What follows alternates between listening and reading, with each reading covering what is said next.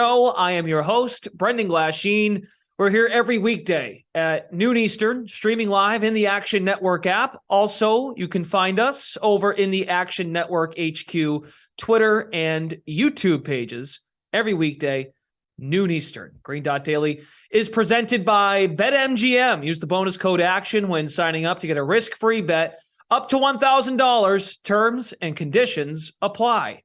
Here's what we have coming up later in the show. We have an NBA breakdown. Great game last night, Golden State and Utah. You got to see how this one finished. And those of you who took the Warriors on the money line, that is just a painful beat. So we'll walk through that. Also have Joe Dellera joining us. He's got a few picks on tonight's slate. Nick Giffen is going to join us to break down the World Cup. Action resumes tomorrow in Qatar. So Nick has been very good covering the World Cup for us. He'll join us later on. But we're going to bring in Giffen now, as well as Sean Koerner, to discuss Week 14 in the National Football League. It starts tonight with the Raiders and the Rams.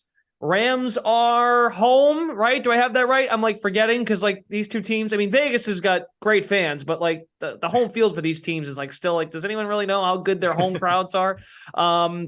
Okay, so the Rams are home, taking on the Raiders. Raiders are getting are almost a 7-point favorite in this game. You're seeing some sevens, so that key number of 7. You see some 6.5s. Total currently sitting right now at 42.5 over at BetMGM. So, man, this is now the Rams are not what we thought they were, what we thought they would be, and the Raiders, they're starting to kind of pull it together here. They've won 3 in a row. They've got 2 overtime wins. So with all that being said, we'll start with Sean Koerner, Director of Predictive Analytics over at Action Network. What is your player prop that you're turning to tonight? I'm sorry, I don't have a hat like I did Monday, the TB12 hat to help out. It had nothing to do with Brady, but they got out to a lead, then they didn't, and then they came back and won. But what's the player prop pick for tonight's game? Yeah, so I'm going with Kyren Williams over 12.5 receiving yards. This is actually the 3rd straight week I'm investing in the rookie's receiving prop to go over. He's a talented pass catch, one of the best pass catching backs to come out of this draft class. He gives me Austin Eckler vibes. And in week 12, he cleared this prop on the first or second drive of the game. However, last week, Sean McVay pulled a 180 and used Cam Akers as a workhorse back. So unfortunately, Kyren didn't see a catch that game, but he still dominated the passing down snaps, the 2-minute offense. But unfortunately, just based on the game flow, the game script, he just didn't have as many opportunities. So I like on the short week and the potential trailing game script here for him to bounce back. This is also a really good matchup for running backs in the passing game. The Raiders have allowed a league high 21% of their passing yards to running backs this season. In fact, 19 different running backs have cleared this number against the Raiders in just 12 games. The only time they didn't allow running back to clear this was back in week 4 against Denver, and that was the week that Javonte Adams unfortunately suffered his season-ending injury. So this is a team we like to target pass-catching backs. Kyren's really the only pass-catching back on the Rams, so I think he'll get going, and I'm projecting him closer to 16.5 receiving yards, but I think he has way more upside just based on the matchup and potential trailing game script. Plus, Raybon and I will be at the game tonight, so if McVay's not using Kyren enough, I will be screaming at McVay. So we have that little bonus going for us with this prop. Nice. You and Raybon, you guys are going to be bickering at each other actually, about this thing. I'll probably have Raybon. I can't really scream, but I'll have Raybon screaming on my behalf at McVay. Yeah. Yeah, I could see that. You just got to get in his ear and he'll just bark it out for you. There you go. So, okay, very good. And of course, I didn't mean to bury the lead, but of course, we're who's playing quarterback tonight, too, for the Rams? Wolford's questionable. And you've got Perkins, who I think is going to start the game. We don't really know. And then Baker Mayfield might be active tonight. So it's leaning like he's going to be active, but we don't know if he's going to play. But that word start has not popped up with Baker Mayfield. Yep. But the possibility of him being active has been discussed. That's the reporting as of right now, just after noon Eastern on game day. Nick Giffen, speaking of quarterbacks, you're going to go to the other side, though, and talk Derek Carr. What's the play? Yeah, I'm going to take Derek Carr under 250.5 passing yards. Now, on the surface, you might look at this and say, well, the Rams, they're only 27th in DVOA, defensive DVOA against the pass. So why are you taking the under here? But they're actually ninth in defensive DVOA on passes to the right side of the field, from the quarterback's perspective. And Derek Carr, that's where he's best, is throwing to the right side of the field. Per next gen stats, if you look at kind of like a chart of the field, he's either green or yellow on the whole right side of the field, but that's where the Rams actually defend the best. And where they defend the worst is on the left side. And that's where Carr has a whole bunch of red, meaning he is below average when throwing to his left. So that makes it a little bit tougher because Carr's best receiver, Devontae Adams, the plurality of the snaps that he takes is on the left side. Now, he does line up in the middle, in the slot. He does line up on the right, but the plurality of snaps that he takes is on the left. So that's going to be a little bit tougher for Devontae Adams. And then aside from Devontae Adams, I have concerns about all the other receivers as well. So Mac Hollins, Foster Moreau, and even Jacobs at running back, they all fare much better versus man coverage. But the Rams are dead last in the percentage of time they play man coverage on defense. So these guys struggle against zone coverage. Rams play a lot of zone. I think it's going to be tough sledding for Vegas's receivers as well. And then you just got the fact that their opponent, Carr's opponent, the Rams, play at a slow pace, right? If they were playing a team that was up tempo or whatever, they'd get more plays in. But the Rams play such a slow pace, 28th in the NFL. Plus, you add in the Thursday night football, and the Raiders are favored. So if they take a lead, there's more incentive to go under here as well. I just think it's a great set of circumstances here together for Carr to be under 250.5 passing yards. Aaron Donald is out for the Rams defense, and David Long Jr., quarterback, he's been ruled out for this game as well. So it is a banged up Rams D, but to Giffen's point, he's discussing more of just the schematics. I will ask you, though, Josh Jacobs, questionable. I would imagine he plays unless something crazy happens before kickoff. Does that concern you at all? Only because if the running back is not full, and I know he's a factor in the passing game, but if he's not fully there as a back, Carr might drop back and throw it more. Just a thought. It's possible. It's certainly possible. But I think, the Rams are still going to stick mostly to their game plan. I mean, the Raiders are mostly going to stick to their game plan. I don't see why they should change it up too much. But obviously Jacobs has been super stellar this year. Even, versus the poor run blocking that the Raiders have given him, he's still produced a lot of yards after contact. So it is going to definitely hurt. Means maybe the Raiders will have to throw a little bit more, but I still think the defensive matchup and the schematics there just don't play to Carr's favor. Okay, as I mentioned off the top, the spread for this game, 6.5 points. There's some sevens out there as well. BetMGM has it at 6.5. Raiders, the favorite, visiting LA, which, again, like the Rams, how great is their home field? The Raiders are basically going back to their old home, kind of, sort of. So, and all the injuries, as we've spoke about, Raiders are 6.5 point favorites. There are some sevens. Money's coming in, bet percentage, money coming in on the Raiders. The total at 42.5, and the money is coming in, according to the Action app, the pro section, highly encouraged. 58% of the bets, 62% of the money on the over 42.5. Koerner, you don't always have a game pick, but you do have one for tonight. Yeah, I like the under here. And this time yesterday when I was writing it up, the total was 44.5. So it's dropping fast. But I still like it if it's above 42. Because, the Raiders defense, they've been one of the worst in the league this season. They ranked 31st in DVOA. However, they are coming off their best game of the season last week against the Chargers. They held them to 20 points. And Chandler Jones specifically had his best game as a Raider. He had 11 pressures and 2 sacks last week. So now that he's getting going, him across from Max Crosby against this Rams shaky offensive line should be a good matchup tonight for the Raiders defense. So on the Rams side of the ball, like you said, we don't even know who's playing quarterback for them tonight. The offense itself is a disaster. They don't have Cooper Kupp or Allen Robinson right now. So it doesn't matter if it's John Walford, Bryce Perkins, or Baker Mayfield under center. No one can save this offense right now. And just the fact that all three of those quarterbacks could play tonight should be music to an underbetter's ears. And on the Raiders side of the ball, like you said, Josh Jacobs, he's been on fire. I expect him to stay hot. But he did pick up a quad injury to go along with the calf injury that's been, keeping him out of practice the past couple weeks. So he could actually be limited on a short week. And the Rams defense is actually really good against the run. They rank first in EPA. per run play. So if there's a team that might be able to slow down Jacobs, it would be the Rams. So there's a lot of reasons to like the under tonight. Plus, both of these teams rank bottom 10 in terms of pace of play. So this should be a slower pace, sort of boring, low-scoring Thursday night football game. So I projected this closer to 40.5, 40 to 41 to begin the week. So I still like it at under 42.5. Al Michaels will be thrilled. We'll hear it in his voice I'm sure he on will. the podcast tonight on Amazon with Kirk Herbstreit. Just constant little jabs from Al. We'll find out. So Koerner likes under 43.5. Nick Giffen, how about yourself? You've got a game pick. Yeah, I'm also going with an under, but I'm going to take the first half under, and I think the best right now is 21. It was 21.5 this morning, as Koerner said. It was moved down a whole point yesterday. Even the first half moved down a whole point from 22.5 to 21.5. Now you can get 21. I'd stop right there at 21. I'm happy to take it, but I wouldn't go to 20.5 because 21 is a key number.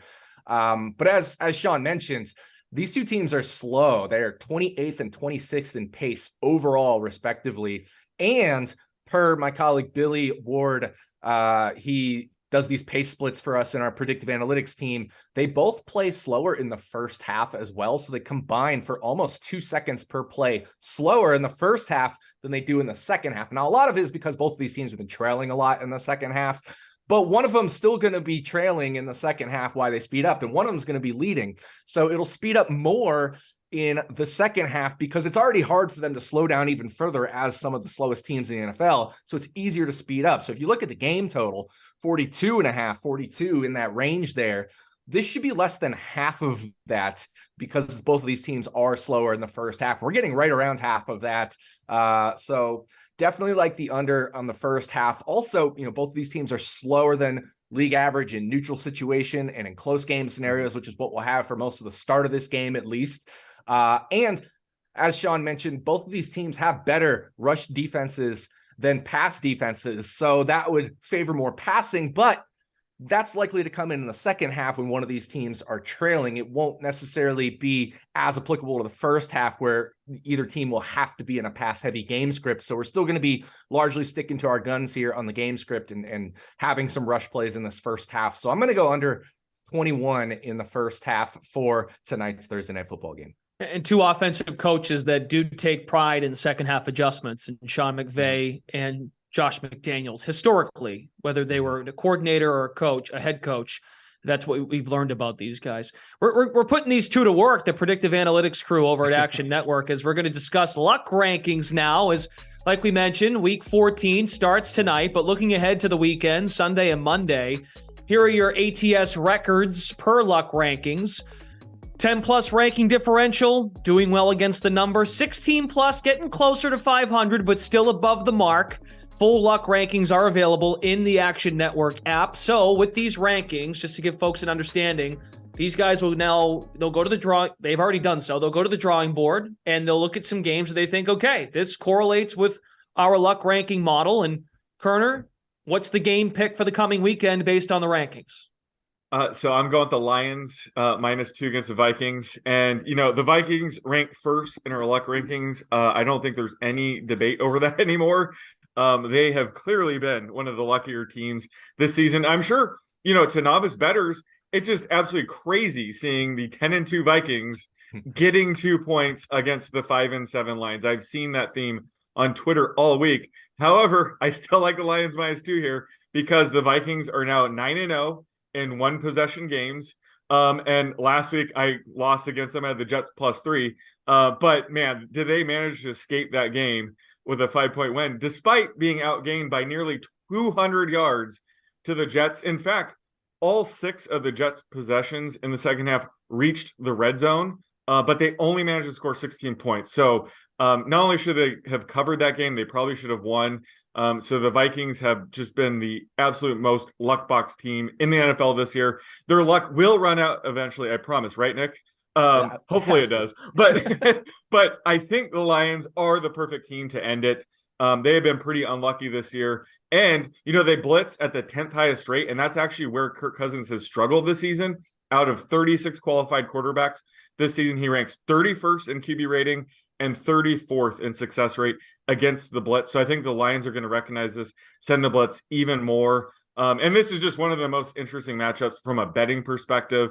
I think the market is sharp here by having the Lions favored, but it should probably be the key number of -3. So I like them at any number below -3. We were driving at this on Tuesday with the favorites guys, Millman and Hunter. The last time a team with its starting quarterback and an 80% or higher win percentage, which that is the case with the Vikings, 10-2, when they were a dog against a team who was under 500, the 9-2 Falcons in 2004 behind Michael Vick, they were 1.5-point underdogs against Tampa. Falcons were 1.5-point underdogs in Tampa against the 4-7 Bucks, and the Bucks won the game 27-0. So it's not scaring you at all. Like everybody's getting on the Lions now, though, Koerner. Like this is getting a little ridiculous, don't you think? Well, that's what I'm saying. The market is a lot sharper now. So maybe 10 years ago, the Vikings would be, -3 here or something. So the market is a lot sharper, but I'm telling you, we are still getting some value the fact that it's still under -3, because the most likely outcome of this game, I think, is the Lions winning by 3 points. So we still have exposure to that. That's why I still like it, even at -2. Okay. All right, Nick, what game are you turning to based on the luck rankings? Yeah, with apologies to my touchdown show partner in crime, I'm going to be fading his Dallas Cowboys for the second game in a row. So I'm going to take Houston plus 16.5 versus Dallas. I know it doesn't sound fun, does it? But I faded Dallas on Monday Night Football. I took the Colts. I wrote up the Colts plus 10.5. And going into the fourth quarter, the Colts were like 88% to cover. They were +2. They were losing by 2 points. And then the fourth quarter happened. Matt Ryan, and that was Ellie Cox didn't help. Yeah, it was rough. So that's the only reason Dallas covered versus Indy. So they were one of the luckiest teams last week in week 12. Week 13, I'm forgetting what week we're on at this point in the season. And then 14. We're on 14. So 13 was last week, right? So and then Houston, they failed to cover versus Cleveland, only because Cleveland had 3 defensive and special teams turnovers for touchdowns or returns for touchdowns. So really Houston got super unlucky as well. They ended up making our bad beats of the week, I think in the number 2 position there in our bad beat piece that we write up, which is, comparing what the actual result was to what it probably should have been if luck were removed. So Houston super unlucky, Dallas super lucky. And that could be inflating this line a little bit. Also, with Davis Mills back in at quarterback, I know it doesn't sound great, but it actually should help keep turnovers down relative to Kyle Allen. And that's really what went wrong, both in the fading Dallas and the backing Houston this past week, was turnovers or return touchdowns. So Kyle Allen had 4 interceptions in his 2 games and 4 fumbles, only losing 1 of them in his 2 games. So I think Davis Mills can do a little bit better than that. And if they limit the turnovers, I do think they cover here. Plus, one other final note, I want to get kind of math nerdy. There's something called Pythagorean expectation. And that's basically just a way of saying like what a team's win percentage should be based off the score differential. Well, we don't use the score differential. We adjust it for the expected score, and that's called second order. And then we adjust it based off of the schedule. That's called third order win percentage. And the third order win percentage implies this line should be around 9.5. Now, some of that is with Cooper Rush in at quarterback. About half of it's being attributed to Cooper Rush. So if you give about half of it to Dak, then we should inflate it about 3 points more. That's 12.5. I can't really get the 16.5 with what my analytics are saying. So I'm going to back Houston at plus 16.5. Okay, that wasn't too nerdy, but you drove home the point. That's all that matters. Nick Giffen sticking around for later in the show to discuss the World Cup. Koerner, get out of here. Good to see you. Thanks for stopping by. Good to see you. All right. Really good game in the NBA last night. Golden State Warriors shorthanded. No Steph, no Draymond. They're taking on the Utah Jazz. Jordan Poole, the go-to guy in this ball game, knocks down a 3 to start things out. So Golden State plus 180 on the money line, off to a good start in this ball game. We fast forward fourth quarter. Golden State's down 7. They count on Jordan Poole once again. Then they go inside here. Jordan Poole attacking the basket, finds Jonathan Kuminga for the two-handed flush. This makes it a 2-point game with under 40 seconds to play. Utah's down 2. Jordan Clarkson, he's been their go-to guy. His floater gets denied. Then they draw the foul. And, of course, tempers start to flare here as Utah fired up Clarkson. He is just getting all hot and bothered. These guys tangled up in a tight game. Again, Golden State without their star players in this ball game. So you're thinking, wow, the Warriors are going to pull this out without their stars, and Utah's been one of the better stories in the NBA. And there's Jordan Clarkson flexing the arms. This got real feisty in Utah. 4-point game, 13 seconds to go. Golden State had an 81% chance to win the game at this point with 13 seconds, but a 3 for Beasley to make it a 1-point game, just under 7 seconds to play. My goodness, big time shot. And then a steal on the inbounds pass. And the Jazz, with 1.4 to go, take the lead 124-123. They were heavy favorites in this ball game, minus 215. That's your ball game. But folks who had Golden State on the money line, they are devastated. What a finish in this game. Jazz moved to 15-12 on the season. The Warriors do cover plus 5.5. So if you had them on the dog side of things, good for you. But wow, that is a bad beat if you liked Golden State in this ball game. That leads us to our NBA market report for tonight's slate. Man, one of the best finishes in the NBA this year. Clippers and Heat, Miami laying 6.5 points at home, money coming in on them. Houston getting some love, taking on the Spurs. That's a tight line. And then Denver and Portland are your two teams also in action later. A short spread, Blazers -1. The money coming in on Portland. Let's go to our friend Joe Dellera. He's got thoughts on the slate. Hey everybody, it's Joe Dellera, and I've got my favorite play for tonight's NBA slate. We're going to be looking at the Portland Trailblazers versus the Denver Nuggets. My best bet for tonight's game is Nikola Jokic under 11.5 rebounds. So why am I fading the back-to-back MVP? Well, look, he's hit this line in about 52% of his games this season. However, when I look at this specific matchup, I don't think this is a great spot for Jokic's boards. When we look at both of these teams, both have excellent offenses, and they both have relatively mediocre, if not poor, defenses. And they play at a slower pace. So when we look at that in its entirety, we're looking at a game where we should see a lot of makes and fewer rebounding opportunities for any players on the floor. Additionally, when Jokic has played against Jusuf Nurkic throughout his career, there's been 13 matchups. Jokic has only exceeded this 11.5 rebounds line in 2 of them. So that means he's gone under in 11 of 13. This is a tougher matchup for Jokic, not that he can't excel and perform well against Nurkic, but the fact is he's going to be utilized in a different way. He might try to score a little bit more, he might try to dish a little bit more. But in terms of rebounding, Nurkic, this is what he does. He's able to defend the paint, he's a big guy, he can play a little bit more drop, and he can really gather those rebounds. So I think that Jokic is going to struggle to get rebounds, even if he's able to facilitate the offense and excel in other ways tonight.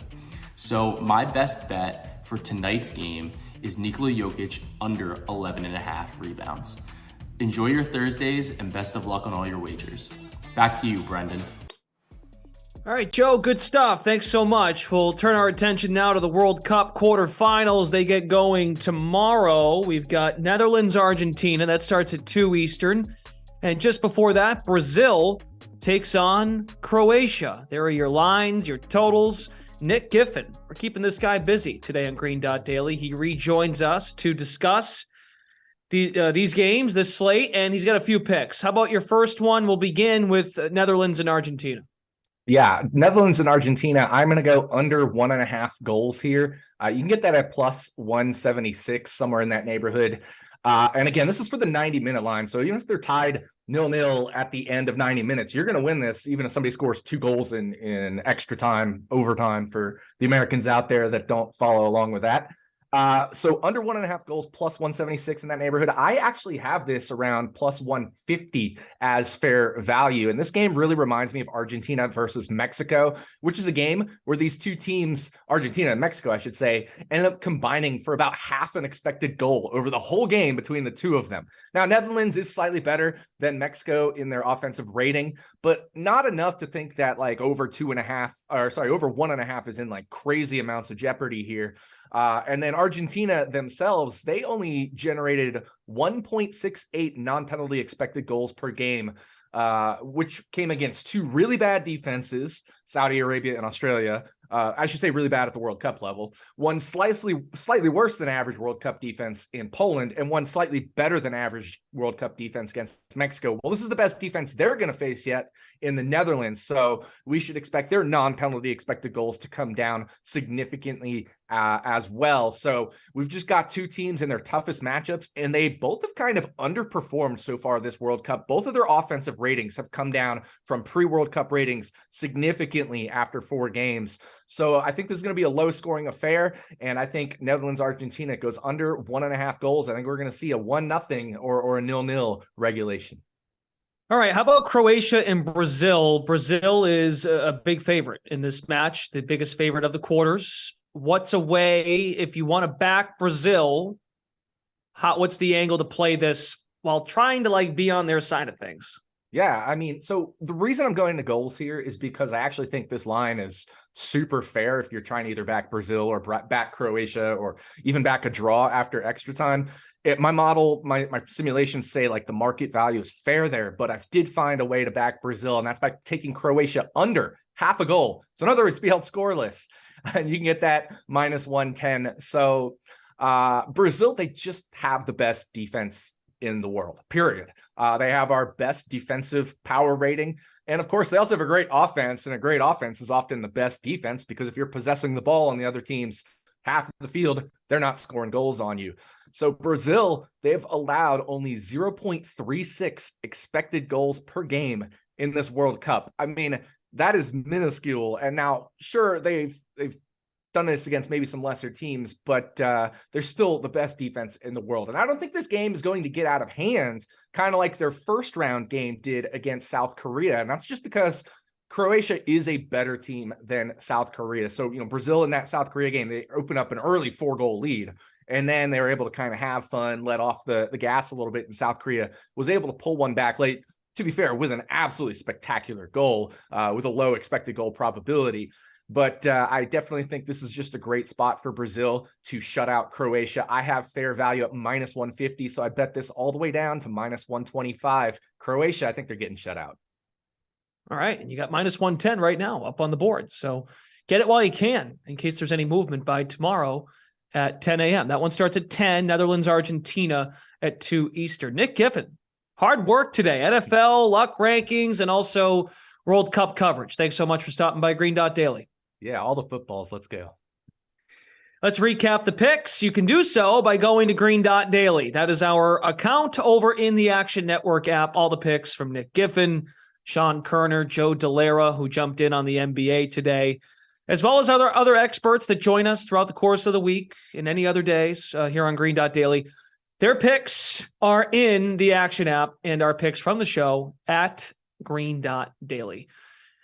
Green Dot Daily is presented by BetMGM. Use the bonus code ACTION when signing up to get a risk-free bet up to $1,000. Terms and conditions apply. That's a show. We loaded you up with, as much as Koerner and Giffen said this game could be a snoozer tonight between the Rams and the Raiders, they certainly did a good job making it sound exciting from all the action they have on the game. They both gave out player props, and they also had game picks for tonight's game to kick off Week 14. So that's fun.